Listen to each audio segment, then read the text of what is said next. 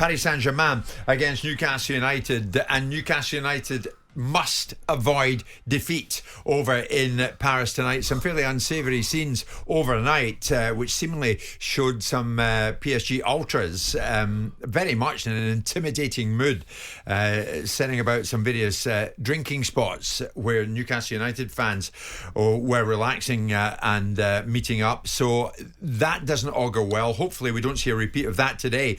En route from Craven Cottage, where he was working last night on the Fulham Wolves game, to Paris to work on the PSG game live tonight for us is Sam Matterface. Sam, good morning to you. Where do I find you?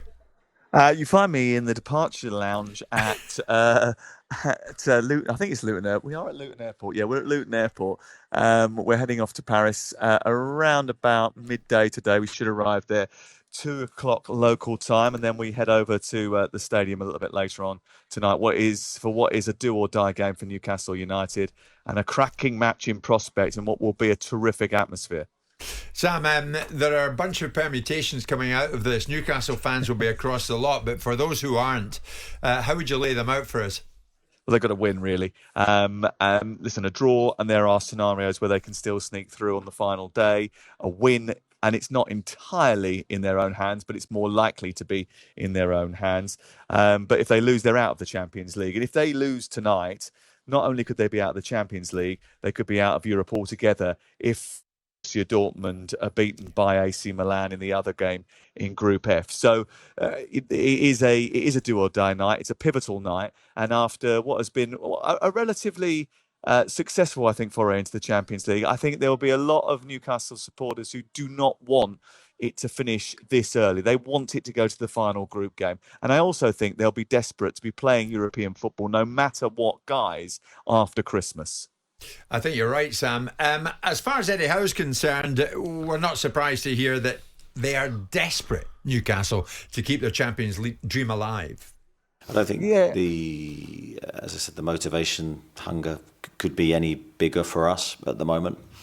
But I include every game in that. The feeling before the Chelsea game was the same. We were desperate to beat Bournemouth the game before that. And there's a real motivation in the squad to make memories and create an incredible season for ourselves this year.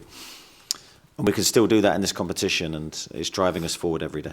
That makes tomorrow a huge moment in our season. So today we prepare, we try and build our game plan, we try and get ready to execute what we need to do to try and be competitive in the game, and then it's over to the players.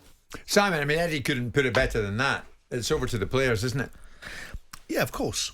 I mean, look, if you'd had these fixtures the other way round, if they had lost Dortmund played Dortmund in the first 2 games and lost them both, then came out and drawn against Milan and beaten PSG, there'd be a different script being written. Because they started so well in the group, there's a little bit of disappointment. I think it's been a moderately successful European campaign for a first tilt at it. They're still going pretty great guns in the Premier League. And I think the results, Rob Lee said an interesting thing when all the euphoria was going through the ceiling after they smashed PSG. He said, this feels like back in the day when we beat Barcelona and then we had to play PSV, or so, I think it was Feyenoord or someone, and that was the grain of sand in our shoe that we lost points there. And some would have seen, the perception might have been that where they would have gotten points might have been against Dortmund, because they look at PSG and they look at the ideology and in your mind's eye of Milan rather than what they really are now, which is not the greatest of sides. And suggested that getting 4 points off those 2 games was a win. Look, they get a point. They get a point today. Milan beat Dortmund. And let's say that Dortmund's going to get beaten by Milan, although Dortmund are a good side. They beat Milan at St James's Park, where they're perfectly capable of. They'll get into the Europa League, and I still think that would be seen as a moderately successful first tilt at European football in 20 years.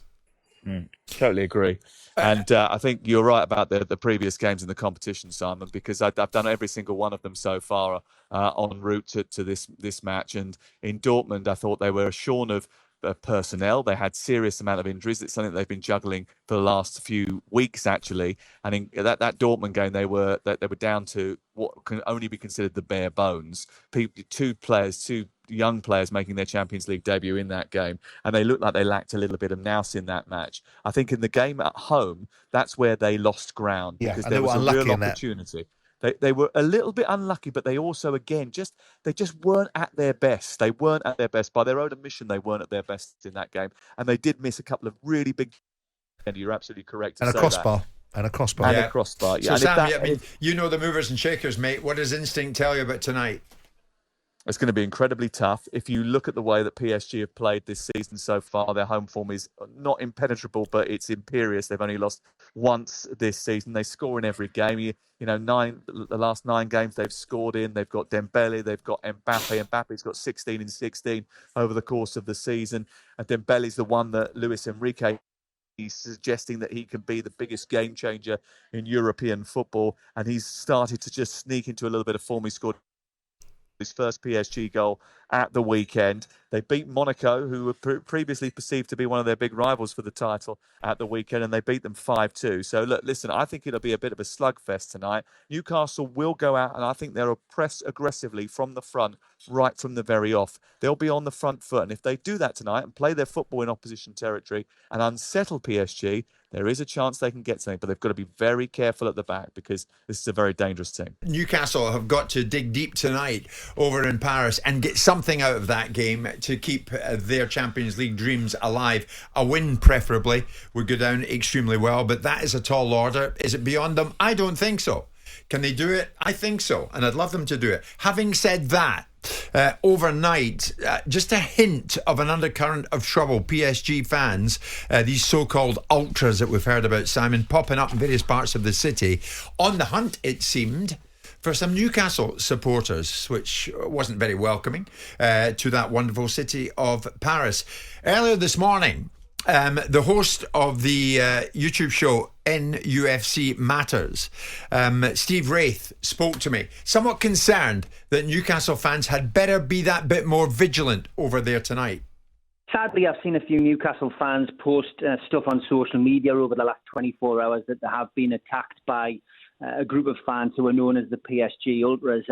Newcastle United fans on this Champions League journey have organised some fantastic events for supporters at various locations. You know, we had a great time in Milan, we had a great time in Dortmund, and subsequently we're hoping to have a great time in Paris. But unfortunately, some of the locations have been divulged, I think, on social media by young fans, I guess, who are excited. Maybe a little bit of naivety from them as to what you can expect when you go to a foreign land. And the PSG Ultras were publicising the fact that they were looking for Newcastle fans yesterday, and they turned up at an organised event by a group of supporters. And unfortunately, we saw some rather, awful scenes with, flares and chairs being thrown at Newcastle fans who were locked inside a bar. Thankfully, having been in touch with one or two of the people who were out there, the fans have come away unscathed. There's been no serious injuries. I think one guy's had a cut to the head, but other than that, everybody is okay. But I guess from a Newcastle fan's point of view, someone who covers Newcastle 7 days a week, 365 days a year, I would just urge caution, to the Newcastle fans out there. Maybe be a bit more careful as to what you put on social media. Be very careful when you're out there. Make sure that you stay in your groups. Don't walk off and, in the uncharted areas alone. And keep your wits about you because, unfortunately, there are a minority of football fans out there who are seriously intent on causing trouble and potentially harming Newcastle fans. So let's screw our loaves on, is what we would say in the Northeast, and hopefully take care of yourselves tonight and enjoy the game. Are you concerned, Steve? I mean, there's a good bit of time between now and kick-off. I am concerned because, it's the nature of the beast for football fans is to go and, have a tipple when you're out there, and maybe have a few pints before the game, and that is concerning. But look, the Newcastle United Supporters Club have organised some fantastic events in Germany and in Italy. They've organised another fantastic event today. I'm sure it'll be well policed. I think the authorities out there will be fully aware of the potential for trouble out there. And I guess, from my perspective, you just don't want Newcastle fans to react. But yeah, I mean, of course, there's going to be concern, and I know there'll be parents and family members on this side of the continent who'll be really concerned about the family members out there. So it's just urgent caution on behalf of all Newcastle fans. Just be aware, keep your wits about you, and just make sure that you don't get involved in anything which could, in intents and purposes, cause you some trouble or cause you some injury. So it's the words of advice. It's the same advice we give to Newcastle fans who travel, home and away, time after time. It's something you thought was in the past, football hooliganism, but sadly in Europe it's very much alive and well. And they see English fans as a target because, it was an English disease for many years in the 70s and 80s, and they see us as like a badge to wear if they can get one over on on fans, and unfortunately Newcastle are in that position at the minute. But our fans go, as you know, Jim, they go for a party, they go for a celebration, and I don't think our fans will be going there looking for trouble. And Steve, finally on the game itself, this is must not lose, isn't it? It's a must not lose. Look, PSG came to St James's Park. They thought they were going to walk all over us. They didn't. They went away with a 4-1 defeat. They will not be happy about that. Luis Enrique already describing this as a cup final for his team, and he'll treat it as such.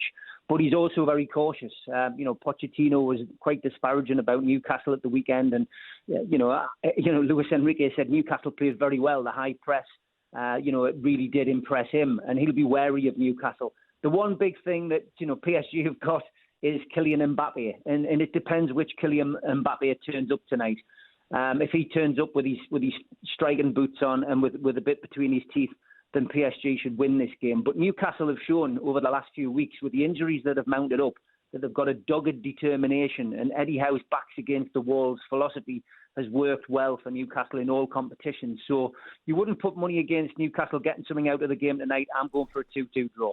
So there we are. Steve Wraith, renowned Newcastle United fan, saying, yeah, don't put it past them. Newcastle can win there. But that message that he's sending out to fans, Simon, there's a good message from JJ, who's a Newcastle fan. Guys, why do we glorify these individuals with the name ultras? I'm kind of with him in that.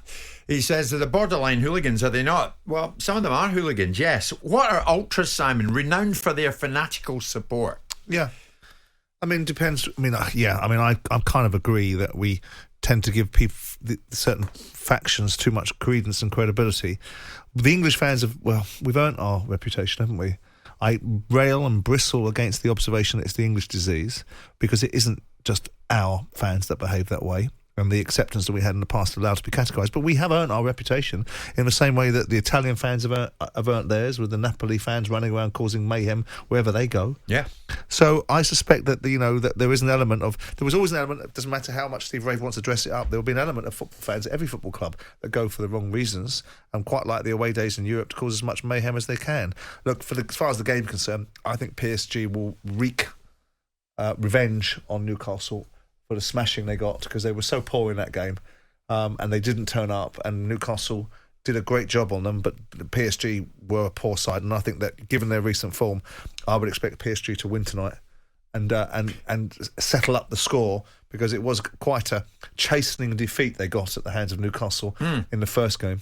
Yeah, but while you were over in Spain, it won't be lost on you that Newcastle beat Chelsea 4-1. They did. It wasn't helped that coming off the back of a very James good win. got sent off, was it? Yeah. So, I mean, I think they've got every right to go into this thinking they can beat them, and why shouldn't they? Well, of course. I mean, you don't go into a game, surely, as a professional footballer thinking you're going to lose. Yeah. But the reality of it is that if PSG turn up, as they have done in recent weeks, in the recent games they've played in their own league, albeit not as competitive league as the Premier League, I would expect PSG to beat Newcastle tonight at PSG.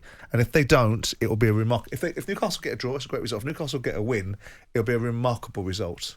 And, and everyone should be praising them from the ceilings. But I would expect the players that didn't turn up in the first game to be turning up in the second, because they didn't turn up at St James's Park. Jim White and Simon Jordan. Monday to Friday mornings from 10 on AM, on DAB, via the TalkSPORT app and on your smart speaker. TalkSPORT.